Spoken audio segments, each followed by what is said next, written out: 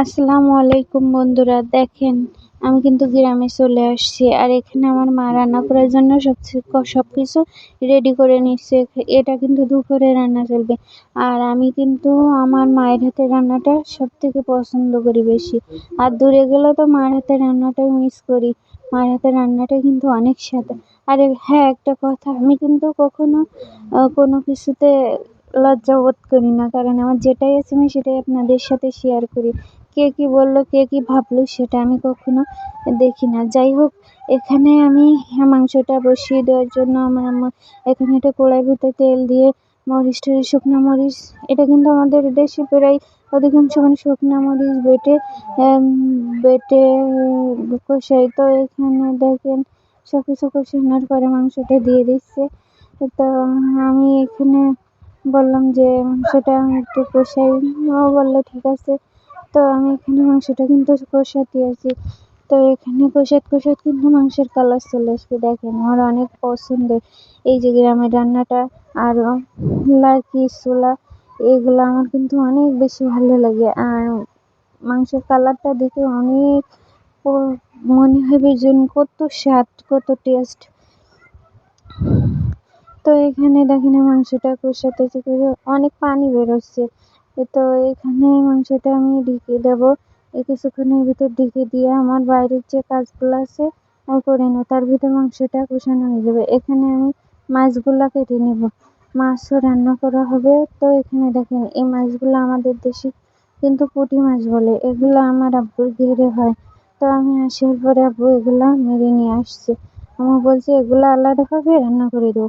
তো এই মাছটা দেখেন, পুঁটি মাছটা দেখেন, পুঁটি মাছের পেটে কিন্তু অনেক ডিম। তো ডিমগুলা বের করে নিয়ে ডিমগুলো আলাদা করে রেখে দেবো, কারণ ডিমগুলো আলাদা করে ভাজা হবে। আর এদিকে মাছগুলা কেটে সুন্দর করে ধুয়ে সুন্দর করে রান্না করা হবে। তো দেখেন এগুলো আমার ডিমগুলা বের করে নেওয়ার পরে মাছগুলা পিস পিস পিস পিস করে কাটা হচ্ছে। তো মাছগুলা সাইজ করে কাটা হবে। আর এই যে এই মাছটা কিন্তু আমাদের দেশে সিলভার কাপ মাছ। তো এই মাছগুলো আনার পরে এইভাবে টাটকা মাছ কেটে সুন্দর করে ধুয়ে রান্না করে খাইতে কিন্তু অনেক স্বাদ। না, আপনাদের দেশে এগুলো কি মাছ বলে আমি জানি না, অবশ্যই কমেন্টে জানাই যাবেন এই মাছগুলোর নাম কি হতে পারে। তো আমি এই মাছগুলো কাটা শুরু করে দিলাম। কাটার পরে মাছগুলো সুন্দর করে ধুয়ে পরিষ্কার করে মার কাছে দেবো, মা রান্না করে দিবে। তো দেখেন আমার মাছগুলো কিন্তু প্রায় কাটা শেষ হওয়ার পথে। তো মাছগুলো আমি কাটা শুরু করলাম। তো মাছগুলো কাটার পরে এদিকে আমার মা বলছে থাক, তোমার কাটা লাগবে না, আমি কাটবো। তা আমি বলছি না, আমি কেটে সুন্দর করে ধুয়ে পরিষ্কার করে দিই, তুমি রান্না করো।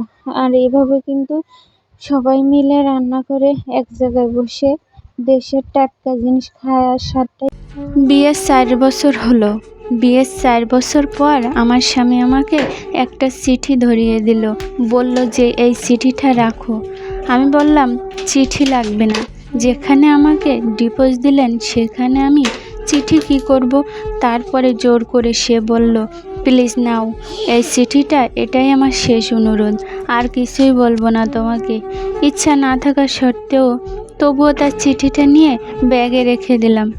সবাই বলতে পারেন কেন আমার ডিভোর্স হলো, এই প্রশ্নটা তো আমারও। কেন যে আমার ডিভোর্স হলো সেটা আমি নিজেও জানি না।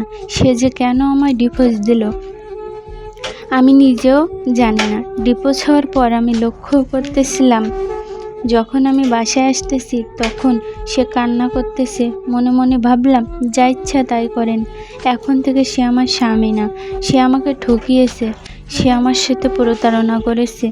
এখান থেকে 4 বছর আগে আমি তার সাথে সম্পর্ক করে বিয়ে করছিলাম। বাবা মা পরিবারের অবাধ্যে যেয়ে তার হাতটা আমি ধরছিলাম, কিন্তু সে এখন আমাকে ঠকিয়েছে।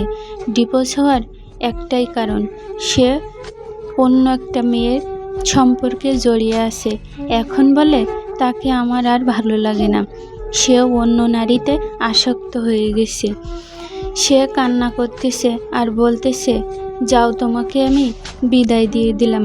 আমি বললাম এখানে তুমি আমাকে বিদায় দেওয়ার জন্য বলবা কেন, আমি চলে যাচ্ছি, কারণ তোমার সাথে আমি সব ফ্যামিলির অবাধ্যে যেয়ে বিয়ে করেছিলাম।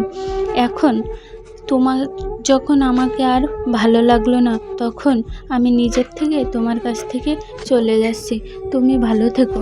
এই বলে আমি চললাম আমার বাবা মার সাথে। বাবার বাড়িতে থাকার কিছুদিন পরে সে আমার কাছে ফোন দিছিল। সে বলল, কেমন আছো তুমি? আমি বললাম, আমি যেমন থাকি সেটা তো তোমার দেখার বিষয় না। সে বলল, আমি ভালো নেই। আমি বললাম, কেন? আমাকে ছাড়া তো ভালো থাকার কথা। তুমি ভালো থাকবা বলেই তো আমাকে ডিভোর্স দিয়ে অন্য মেয়ের সংসার করছো। সংসার করো ভালো। সে তখন উত্তরে বলল, না, তুমিই ছিলে আমার জীবনের বেস্ট। আমি আর অন্য মেয়ে নিয়ে ভালো থাকতে চাই না, তুমি আসবে? আমি বললাম, না, সে মেয়ে হয়তো আমার সংসার নষ্ট করতে পারে, কিন্তু আমি তো আর পারি না। তুমি ভালো থাকো, ভালোভাবে সংসার করো, আমি আর ফিরে যাব না। কিছুদিন পরে আমার শ্বশুর শাশুড়ি ফোন দিল যে, তুমি আসো, আমার ছেলে এখন পাগল হয়ে যাচ্ছে। আমি বললাম, না, পাগল হবে কেন? সে তো ভালোই আছে, সে তো ভালোবাসার মানুষকে নিয়ে ভালো আছে। সে ভালো থাকুক, এই দোয়াটাই করি সারা জীবন।